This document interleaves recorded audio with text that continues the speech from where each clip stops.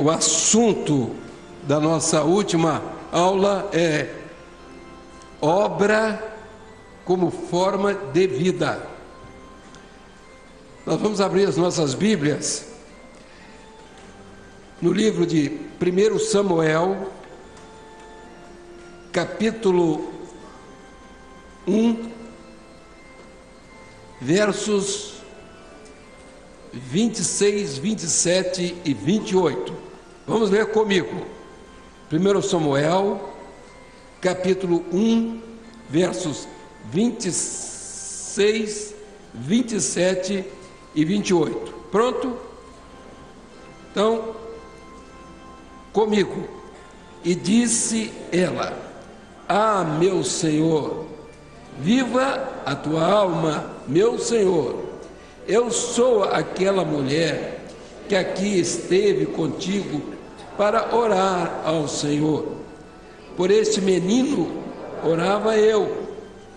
Senhor, e concedeu a minha petição que eu lhe tinha pedido, pelo que ninguém, desculpem, foi eu que errei aqui agora, comigo outra vez, pelo que também ao Senhor eu o entreguei todos os dias que viver, pois ao Senhor foi pedido e ele adorou ali ao Senhor. Meus irmãos, essa história é comovente, porque fala da vida de uma mulher, especificamente, que vivia triste lá no Velho Testamento, e ela queria ter um filho, ela queria conceber, e ela não tinha um filho. E naquele tempo, naquela época, isso significava alguma coisa desairosa, alguma coisa que não era boa. A mulher que não concebia, não tinha filhos, e ela se sentia humilhada por isso. É interessante, vamos fazer uma pequena diferença, que no Novo Testamento isso mudou, porque na verdade no Velho Testamento era importante a sequência, quer dizer, os filhos davam a sequência da herança dos pais. Então os pais queriam em suas casas muitos filhos, primeiro para dar continuidade à herança, à genealogia. Então eles queriam que os nomes dos pais ficassem aqui, e os nomes de fato ficavam em função dos filhos que eram gerados pelos pais. E mais ainda, para tomar conta dos bens, da propriedade, porque haviam muitos assaltos e bandos que vinham de longe entravam nas propriedades. Então era o que dizia o salmista, né?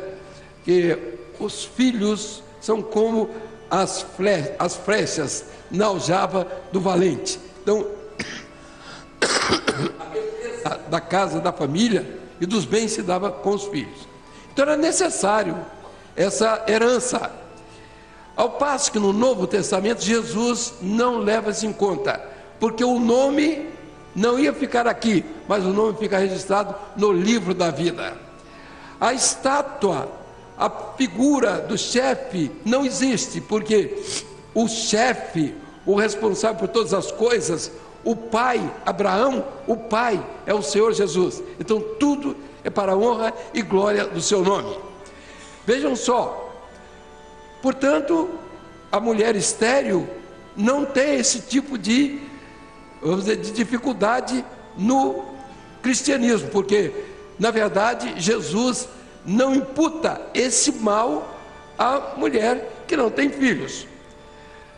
Porque então, nesse caso, não é como no Velho Testamento, onde o homem podia se casar com mais de uma mulher. No Novo Testamento, o casamento passa a ser monogâmico, quer dizer, uma só mulher. Ele passa a ser hierárquico, o homem é o chefe da casa, não é o mandão, ele é o chefe. É aquele que vai trabalhar para sustentar a casa, é aquele que vai cuidar da família, é aquele que vai defender a família, e ele morre por amor à esposa e à sua família. É muito diferente desse outro tipo de governo, que aí está. E a outra coisa, ele é indissolúvel. Muito bem. No caso aqui, Ana não tinha filhos. E pelo menos era o caso aqui, no caso de Samuel. E ela chorava, entrou no templo e estava chorando, encostado numa coluna. E o sacerdote, não é? O velho sacerdote, Eli, era quem era responsável pelo templo. Chegou para ela e perguntou se ela estava embriagada naquela hora do dia, se ela tinha tomado alguma coisa, algum vinho, alguma coisa. Ela disse: não, Senhor, não estou aqui. O meu choro, a minha dificuldade, a minha luta é que eu quero um filho, e eu quero que você ore por mim, porque eu quero ter esse filho, eu quero conceber. E se eu tiver essa criança, eu darei a Deus, entregarei a Deus por todo o tempo que ele viver. Meus irmãos, que promessa, hein? Determinado tempo, concebeu, veio, trouxe o menino. Aí trouxe o sacerdote, por essa criança orava eu. E aqui está a criança entregue para o serviço do Senhor. Meus irmãos, esse primeiro ato foi um ato de profundo sentimento, porque a mulher ganhou o nenê, e agora ele ainda mal devia falar alguma coisa, estava já andando, por certo, já caminhando sozinho, sabia falar papai, mamãe, atender às suas necessidades, mas ele nunca ia esperar e a mãe iria trazê-lo para entregar a um ancião, a um idoso. Não era a casa dele, era um local, um templo, não tinha um parque de diversão, não tinha lugar para passear, era um templo. Ele ia servir ao Senhor enquanto vivesse. Era o projeto dela, era a dádiva dela, era o contrato dela com o Senhor. E naquele momento ela entrega o menino, era uma criança ainda. O que nós podíamos imaginar, na verdade, é o sentimento que naquele tempo ocorreu não só na vida dela, de Ana, da casa, mas do menino. Como é que me deixa aqui? Meu pai e minha mãe, a noite, o sono, a comida, a água, a necessidade da criança. Ele não foi um bebê, ele já tinha uma consciência, tanto que ele tinha, que à noite o Senhor falou com ele, chamou várias vezes, algumas vezes, e ele foi lá para o Eli, para o sacerdote, assim: você me chamou? Eu disse: não, meu filho, vai descansar. Outra vez: você me chamou? Eu disse: não, não te chamei. Então ele já estava grandinho, e ele já tinha os sentimentos dele formados, as saudades da casa, da mãe, do pai, do lugar onde ele nasceu, a terra. E eles estavam longe, eles não moravam perto, eles caminhavam dias para chegar no templo onde eles moravam. O interessante, meus irmãos, é que quando Ana trouxe o menino que deixou ali, o desespero dele e dela também, quando na última curva, não é? Ela vai embora, olhando para trás, ele, por certo, na porta, sem saber o que é que era aquilo, um sofrimento que todas as crianças, qualquer criança teria, ainda mais naquela época, onde os pais viviam muito próximos aos seus filhos. Mas o que aconteceu, na verdade, foi que Samuel foi entregue, Ana foi embora, e o tempo começou a passar ali a contar. A situação de Israel, agora, era a pior que se podia imaginar. O texto, a palavra diz que a luz do templo estava se apagando, o altar também já em cinzas. Os filhos de Eli, aquilo que ele tinha gerado, era a pior coisa que existia, era um escândalo para Israel. Eles iam para a porta do templo para profanar o templo. A lei sacerdotal dizia que você só podia utilizar o alimento, por exemplo, o cordeiro. Eles imolavam o cordeiro, era levado para uma panela, as partes ali, e havia um garfo que o sacerdote colocava e tirava. O que saísse era o que ele tinha que comer. Ele não tinha que escolher partes, ele tinha que tirar e comer. E os filhos de Eli não faziam isso. Os filhos de Eli profanaram o sacerdócio, profanaram o templo, profanaram o alimento, profanaram a vida do povo de Israel, expuseram. E houve um momento que Eli viveu seus últimos instantes, quando caiu. Ele caiu na porta, quando soube a notícia da derrota que Israel teve com os inimigos. Vê a notícia, olha aqui: seus filhos morreram na batalha. A mulher de um dos filhos deu à luz ali. Naquele momento, Eli, que estava na porta, diz a palavra, ele caiu para o lado da porta, ele caiu, quebrou o pescoço.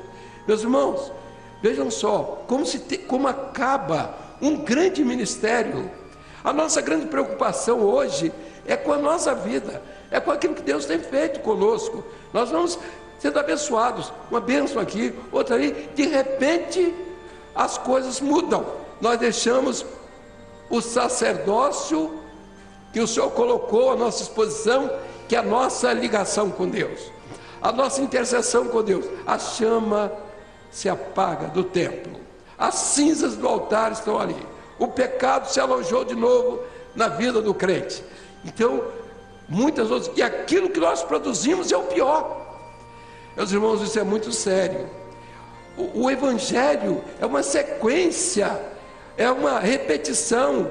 Ele está na mesma posição que Israel esteve.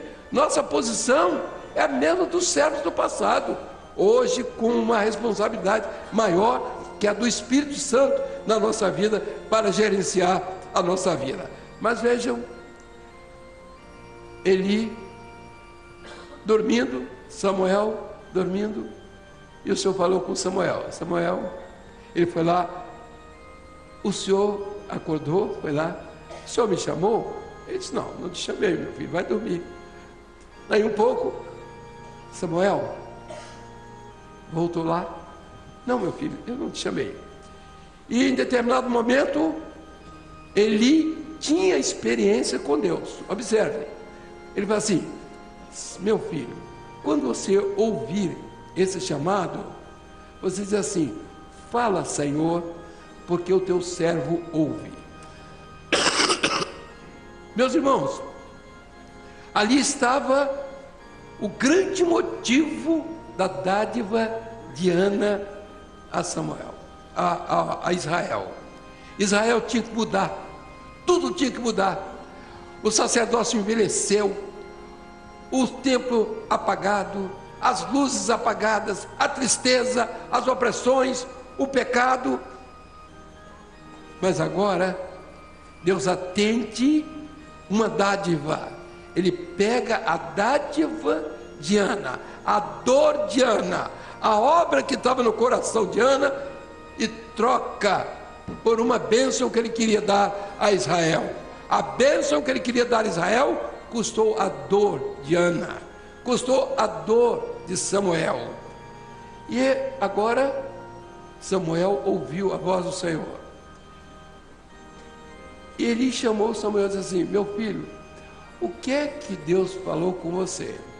Aí ele começou a falar muitas coisas que Deus já tinha falado profeticamente a Samuel, a Eli. Samuel, menino, repete. A criança, jovenzinho, repete que Deus tinha falado, que era um recado para Eli. Eli já não tinha mais, diz o texto, ele já não enxergava mais. Os seus olhos já estavam embaçados. A visão era rara, não existia mais visões ali. Meus irmãos, essa é a situação do evangelho que está aí. Esse é o momento que nós estamos vivendo. A obra do Espírito é em troca de alguma coisa que nós temos de importância a Deus. O que é que nós temos dado de importância para Deus? Você tem uma obra, a obra de Samuel está na sua vida. Você tem dado o que para o Senhor? Essa é a pergunta. Às vezes nós estamos pensando que estamos dando alguma coisa, e na verdade Estamos dando aquilo que está sobrando, estamos dando aquilo que ninguém dá valor, estamos dando aquilo que é dos outros, que não é nosso. E a obra tem um preço. E eu quero dizer uma coisa aqui, os irmãos estão no segundo período aqui. Ninguém de fato nesta obra, que veio para esta obra, ninguém deixou de trocar alguma coisa que é importante na sua vida por esta bênção que o Senhor tem colocado à sua disposição. Ninguém. Famílias, trabalhos, ocupações, amizades, recursos, quantos estão aqui? E nós tivemos muitos casos de irmãos, irmãs que foram postos fora de casa, no meio da rua. Você vai hoje, você não entra mais na minha casa, você aceitou, e eles estão aqui no grupo de louvor, estão aqui no meio dos pastores, estão aqui no vosso meio, pessoas que negaram o mundo. E a palavra do Senhor diz assim: homens que o mundo não era digno. E ele fala dos heróis da fé, errantes pelos montes, cortados ao meio pela espada, com fome, com frio, com nudez, homens que o mundo não era digno. A obra do Espírito é uma composição de homens que abandonaram o mundo para viver esse momento onde estamos aguardando o encontro glorioso com o Senhor. Os sinais estão aí. O importante, nós começamos a entender o que era a obra. Mas como é que é? Nós vamos ouvir Samuel ou vamos ouvir Eli? Existe um evangelho, existe um cristianismo que ficou envelhecido.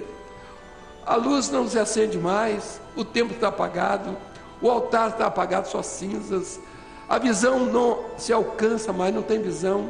Meus irmãos, e agora Deus levanta Samuel. Esta obra é Samuel, ela custou caro para a vida de cada um de nós. Não foi uma coisa que veio assim de graça. Esta obra veio para a sua vida com lutas, e você hoje pode dizer: eu hoje tenho a experiência de uma obra, porque eu vivi as grandes experiências e lutas e provas que passei para estar aqui. E alguns hoje estão aqui, saíram de casa com lutas, não vieram aqui de graça. Familiares, por que você vai fazer lá? Você não está vendo que você está doido? Você fazer uma viagem dessa, olha aqui. Mas Samuel está na sua vida, e a sua preocupação é Samuel. Ana estava longe, Samuel lá, junto com o velho sacerdote. Tudo estava acabando, Israel, o evangelho está acabando. E um dia o Senhor levantou Samuel. É natural que as pessoas não vão querer ouvir Samuel, eles vão querer ouvir um evangelho antigo, uma coisa do passado. Mas a obra é aquela que ouve a voz do Senhor. Observe, Samuel, quando você ouvir o chamado, meu filho, você responda: fala, Senhor, porque o teu servo ouve. Essa é a obra do Espírito, é o Senhor falando e o povo de Deus ouvindo, só isso. Nós não temos mais outra coisa a fazer. E agora ele fala para Eli tudo que Deus tinha falado com ele. Não adiantou muito, sabe por quê? Não havia mais como consertar. Os filhos de Eli já eram grandes, casados, perpetraram todo tipo de coisa que não era. Só restava Eli agora a profecia. O que ia acontecer com Eli? Ana traz o menino, as dificuldades, as lembranças do menino, o neném que saiu da casa todos os dias. Ana lembrando: daqui um ano eu vou ver Samuel. Saía da sua terra distante a pé, o seu marido, naturalmente algum animal que o trazia, e chegava lá, via Samuel e voltava, e a alegria dela era ver Samuel. Em casa, ela pensava em Samuel o tempo todo, porque ela fazia uma roupa para Samuel, um éfode de linho para servir o Senhor. Por certo, naquela época se fazia as roupas, o linho era tecido, às vezes na própria casa, na sua maioria. E nós podemos imaginar o que estava no coração de Ana e as preocupações dela com Samuel, lá com o idoso, lá no templo, perdeu a infância. Ela podia estar pensando, dando os pontos que ela devia dar na roupinha de Samuel. Ela levava todo ano aquela roupa, um tecido que ela fazia de linho, para que ele pudesse oficiar no templo. E ela devia, cada momento da vida, a distração dela era Samuel. Cada ponto que ela dava na roupa de Samuel, no tecido, ela dizia assim: Samuel, meu filhinho, onde é que você está? Como é que você está? Será que você está dormindo bem? Será que você está comendo bem? É um idoso, meu filho. E à noite, como tem sido? Doente? Será que você está bem, Samuel? E os pontos eram dados. Errou o ponto? Não, vamos fazer o ponto de volta, porque é para Samuel. Então a roupa de Samuel tinha que ser perfeita. E aí Ana trazia todos os anos a roupinha para que Samuel oficiasse. Meus irmãos, não existe obra sem fé. Não existe a obra do Espírito da vida das pessoas sem você deixar alguma coisa importante da sua vida de lado. Não existe. Aquela coisa importante que você deixou um dia foi que te trouxe para a obra. Foi uma decepção, foi uma luta que você teve, foi alguma enfermidade que você teve e foi curado, alguma coisa ficou para trás. Bens, amigos, vizinhos, passeios, conversas, ficou para trás. E a sua vida é noite e dia. A obra é algo que não sai do nosso coração. Eu tenho tido uma experiência interessante. Algumas pessoas têm me procurado dizer: meu irmão, depois que eu comecei a ler, a acompanhar o livro do Apocalipse, entrou uma coisa no meu coração e a palavra de Deus mudou para mim. Eu começo a ler, eu não quero mais parar de ler a palavra, porque eu estou preso a ela, porque eu sei que o Senhor está presente, é a palavra viva. Samuel, meu filho, essa, meus irmãos, é a nossa posição, a posição de Ana. Uma vez por ano, ela vinha ver Samuel. Será que ele já cresceu? Será que ele se lembra ainda de mim? Como estará Samuel? Mas a verdade é que Samuel estava vivendo ali, e ele foi colocado ali com a dor de Ana, e dele também, porque era uma criança que perdeu a infância, mas foi entregue nas mãos do Senhor para salvar um povo, uma nação, que foi a nação de Israel. E logo em seguida, mais tarde, Samuel foi o grande profeta, o juiz, o profeta que profetizou a respeito dos reis que viriam, Saul, Davi.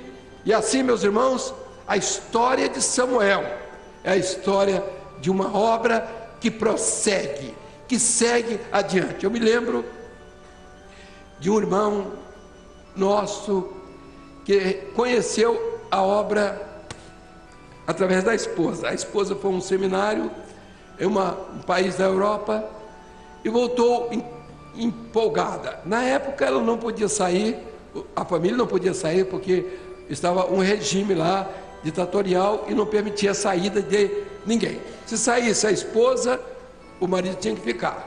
E assim ela podia levar algum filho, e tudo isso está tudo certo. Essa irmã foi para um seminário e quando voltou, ela veio maravilhada com a obra que ela ouviu. Ela tinha tido uma experiência, se casou e logo em cima do casamento ela foi levada para o hospital e todos achavam que ela ia morrer ou havia falecido. Mas o Senhor deu a ela um sonho, que ela ia viver mais 15 anos. Vou te dar 15 anos. E ela estava voltando desse seminário, e no avião, na volta, ela estava vindo com 2 filhos, e na volta, o senhor disse assim: você está lembrada hoje? Eu já estou lembrada. Hoje, 15 anos, fazem 15 anos, daquela nossa promessa. E eu vou te levar. Fala teu filho, conversa com ele. Seus filhos, prepara seus filhos. E ela ali mesmo escreveu uma carta para o marido, que estava esperando. E ela explicou aos meninos que eles não chorassem. Explicou toda a história. E ela não queria que eles chorassem, eram meninos, crianças ainda. E ela chegou, o avião pousou na África. E lá foi seu marido buscá-la, feliz, tudo. E ela chegou em casa, as malas estavam lá, ela sentou na cama e começou a conversar. Fulano, você não pode deixar de conhecer esta obra, e a obra, e a obra. E foi falando. Ele, quando veio, disse assim: Fulano, abre a mala, tira os presentes que você trouxe para as crianças, os que ficaram. E ela disse: Fulano, eu tenho pressa, você não vai entender,